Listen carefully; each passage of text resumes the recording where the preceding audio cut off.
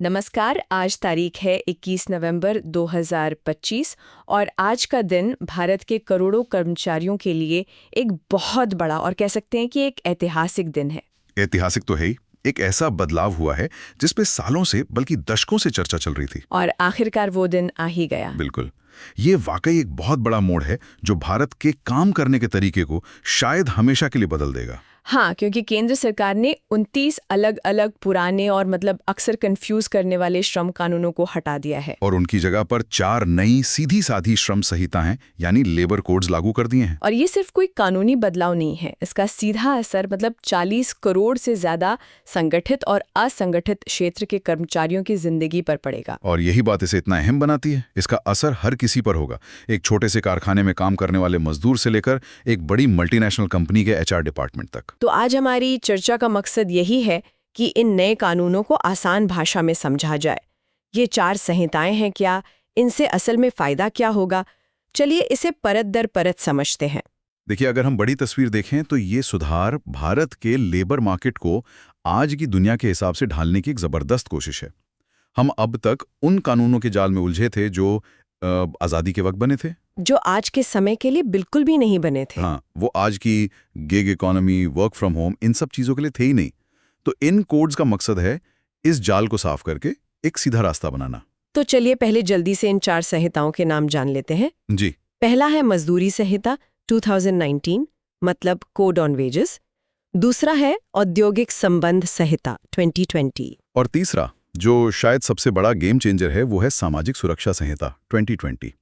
इसका काम है PF, पेंशन, बीमा, इन चीजों को ज्यादा से ज्यादा लोगों तक पहुंचाना। और आखिरी चौथा है व्यावसायिक सुरक्षा, स्वास्थ्य और कार्यदशा संहिता 2020, जिसे हम आसान भाषा में वर्क प्लेस सेफ्टी कोड भी कह सकते हैं। इसका एक ही काम है, ये पक्का करना कि आप जहां काम करते हैं वो जगह आपके लिए सुरक्षित हो। ठीक है, तो अब सीधे मुद्दे पर आते हैं।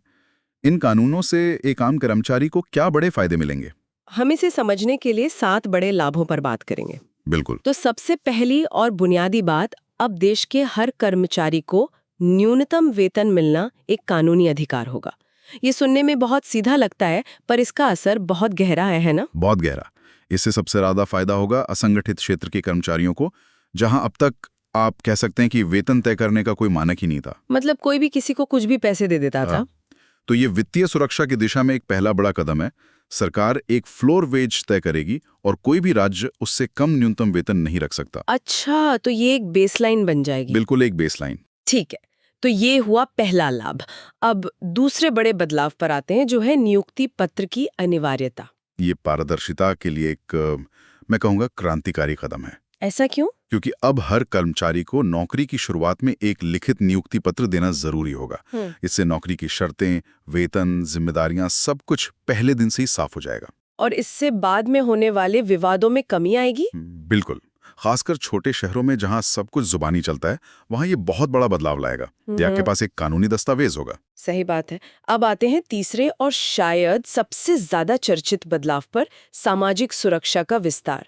और इसमें सबसे बड़ी खबर है गिग और प्लेटफॉर्म वर्कर्स के लिए। हाँ, ये बहुत बड़ी बात है। जो लाखों डिलीवरी एजेंट्स हैं, ऑनलाइन टैक्सी ड्राइवर्स, फ्रीलांसर्स, वो अब तक किसी भी कानूनी सुरक्षा के दायरे से बाहर थे। बिल्कुल बाहर थे। ये कानून पहली बार मान रहा है कि भाई, काम करने का तरीका बदल चुका है। ये लोग किसी कंपनी के परमानेंट कर्मचारी नहीं है, लेकिन काम तो कर ही रहे हैं। तो अब उन्हें क्या मिलेगा?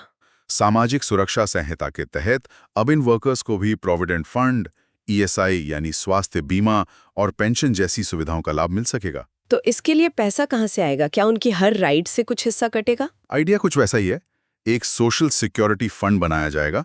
इसमें जो एग्रीगेटर कंपनियां हैं, उन्हें अपने सालाना टर्नओवर का 1 से 2% हिस्सा इस फंड में डालना होगा। और ये सिर्फ गिग वर्कर्स के लिए नहीं है ना? नहीं, इसका लक्ष्य 40 करोड़ असंगठित श्रमिकों को भी इसके दायरे में लाना है, यानी निर्माण मजदूर, घरेलू कामगार, रेडी पटरी वाले। हाँ, इन सभी को एक ऑनलाइन प्लेटफॉर्म पर रजिस्टर करके सामाजिक सुरक्षा योजनाओं से जोड़ा जाएगा। ये एक बहुत बहुत बड़ी योजना है। वाकई। अच्छा, अब चौथे लाभ पर चलते हैं, ग्रेचुइटी। पहले तो 5 साल काम करना जरूरी था, जो आज के जमाने में बहुत मुश्किल है। बहुत मुश्किल है। लोग अब जल्दी जल्दी नौकरियां बदलते हैं, तो 5 साल की शर्त की वजह से बहुत लोग इस फायदे से वंचित रह जाते थे। तो अब क्या बदला है? अब जो फिक्स टर्म कर्मचारी हैं, मतलब जो 1 या 2 साल के कॉन्ट्रैक्ट पर काम करते हैं, हाँ, उन्हें भी कार्यकाल पूरा होने पर ग्रेच्युइटी का आनुपातिक हिस्सा मिलेगा। अगर 1 साल भी काम किया है तो भी। ये तो बहुत अच्छा है। मतलब आज की कार्यशैली के हिसाब से ये बहुत जरूरी भी था। बिल्कुल, इससे उन्हें भी एक सामाजिक सुरक्षा का एहसास होगा। चलिए 5वें लाभ की बात करते हैं, ओवर टाइम। इसको लेकर भी स्थिति साफ कर दी गई है। हाँ, ये व्यावसायिक सुरक्षा संहिता में है। अब कर्मचारियों से ओवरटाइम कराने पर उन्हें 2 गुना वेतन देना अनिवार्य होगा। मतलब सामान्य वेतन दर से 2 गुना। जी, ये प्रावधान पहले भी कुछ कानूनों में था, लेकिन अब इसे सबके लिए लागू कर दिया गया है। ये कर्मचारियों के शोषण को रोकने और उनकी मेहनत का सही मूल्य सुनिश्चित करने के लिए एक महत्वपूर्ण कदम है। बिल्कुल। अब आते हैं छठे लाभ पर, जो खास तौर पर महिलाओं से जुड़ा है। इसमें 2 मुख्य बातें हैं। पहला, समान काम के लिए समान वेतन। इसे अब बिना किसी लैंगिक भेदभाव के मजबूती से लागू किया गया है। और दूसरा, महिलाओं को काम करने के समान अवसर देने के लिए अब उन्हें हर सेक्टर में रात की शिफ्ट में काम करने की अनुमति दी गई है। लेकिन कुछ शर्तों के साथ। हाँ, बहुत जरूरी शर्तों के साथ। सबसे पहले तो महिला कर्मचारी की सहमति लेनी होगी। आप उन्हें मजबूर नहीं कर सकते। और कंपनी को उनके आने जाने के लिए सुरक्षित परिवहन और कार्यस्थल पर पूरी सुरक्षा की गारंटी देनी होगी। ये बहुत जरूरी है। और अब आखिरी 7वां बड़ा लाभ, जो कर्मचारियों के स्वास्थ्य से जुड़ा है, मुफ्त स्वास्थ्य जांच। जी, वर्कप्लेस सेफ्टी कोड के तहत 40 साल से ज्यादा उम्र के सभी कर्मचारियों के लिए कंपनी की तरफ से सालाना मुफ्त हेल्थ चेकअप करवाना अनिवार्य किया गया है। ये तो एक तरह से प्रिवेंटिव हेल्थ केयर हुआ। बिल्कुल, ये एक निवारक स्वास्थ्य उपाय है। समय रहते बीमारियों का पता चल सकेगा, जिससे कर्मचारियों का स्वास्थ्य बेहतर होगा। और एक स्वस्थ वर्कफोर्स आखिरकार कंपनी के लिए भी फायदेमंद है। तो कुल मिलाकर एक लंबी और काफी प्रभावशाली सूची है। पर हमने अभी तक सिर्फ फायदों की बात की। इन कोड्स की कुछ आलोचना भी हो रही है ना? हाँ, और इस पर बात करना बहुत जरूरी है। ये इस सुधार का दूसरा पहलू है। तो सबसे बड़ी आलोचना क्या है? सबसे बड़ी आलोचना औद्योगिक संबंध संहिता को लेकर है।